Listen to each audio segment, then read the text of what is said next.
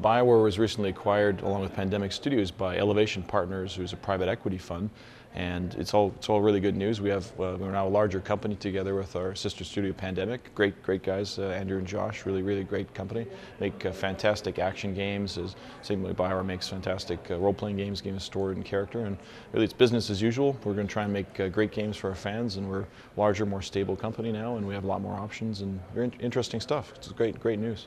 There aren't going to be any changes in like the development process at Bioware or Pandemic as a result of sort of getting together, aside from those things that we kind of learn from each other that we adapt. I mean, the cool thing about it is that it's kind of like it's not a forced merger by any stretch. It's something that the two of us were really excited about, is the opportunity to like get together and work together. And you know, there's a lot of things they do very well at Pandemic, and there's a lot of things we do well at Bioware, and this is an opportunity to share them, you know, with each other and kind of learn from the guys who are experts for us, for example, at making these open world games that are super fun with a lot of flexibility in what the player can do. And you know, one thing we'd love to share some of our character technologies, the ways we do stories, characters, dialogue, all that stuff. So it's, you know, we don't anticipate much is going to change in terms of how we do things, other than, you know, we'll hopefully have more innovation in our games, we'll do things better, we'll be more efficient because we'll learn new tricks. It's going to be good for the fans, it's going to be good for the people at each company. Well, we're working on, at Bioware, we're working on Mass Effect, which is it's an epic science fiction role-playing game. It's published by Microsoft. It's for the Xbox 360, and we're going to have a lot more information about that at E3 coming up, and we're targeting sometime in the next year or so, and it's going on really well.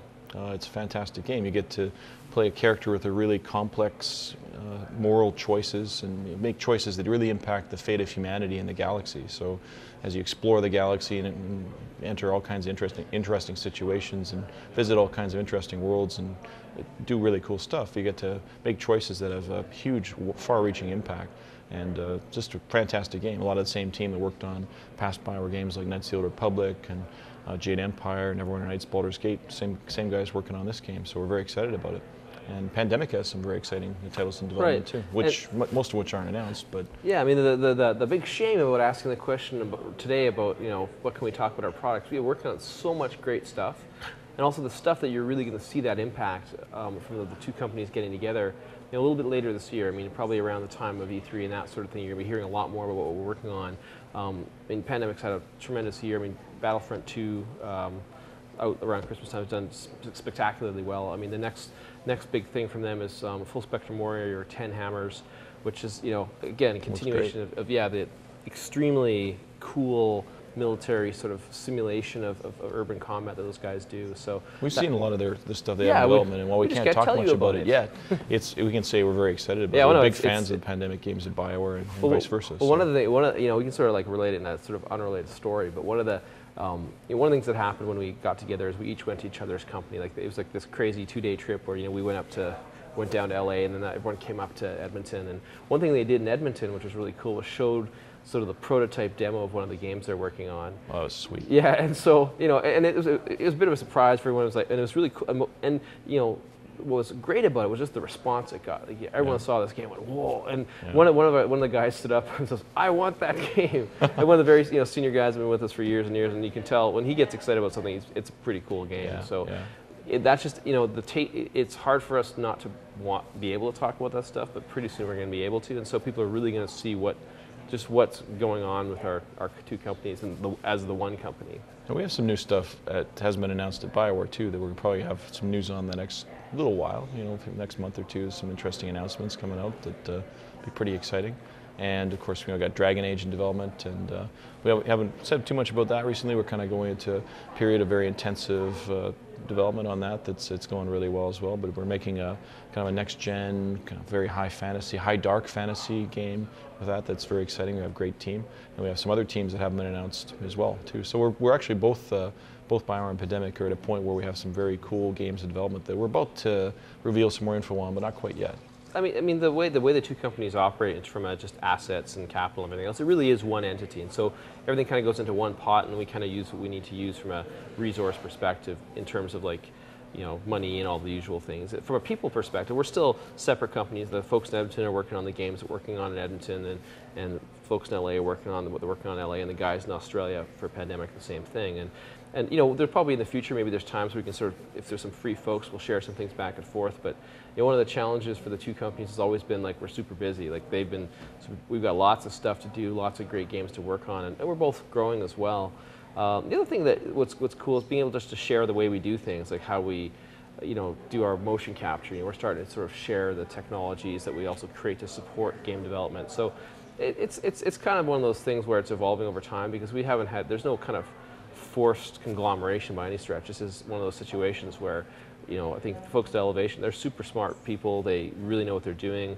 You know, we have a boss, which is a whole new thing for us. John Riccatello, you know, is a great guy, and we really enjoy working for him. But you know, they have a real smart approach, which is you know, if it's not broke, you know, don't try and fix it. But even better, you know, we can, because we're both working very efficiently, if we kind of learn the tricks from each other, we'll get even better. And that's what's going to be great about the games we create, because we already are seeing the benefit of that in the stuff we're working on. And when we finally start announcing and showing it, people really see what we mean. The really neat thing is we have a lot more people we can bounce ideas off now. So Andrew and Josh at Pandemic, you know, our peers there at the corporate level, and other folks at the corporate level as well, like Greg Richardson and Roberto Riga and Jim Johnson, and also our boss, John Riccatello, who's the CEO of Bioware Pandemic. All of them are like awesome people just to talk to about ideas and get ideas from.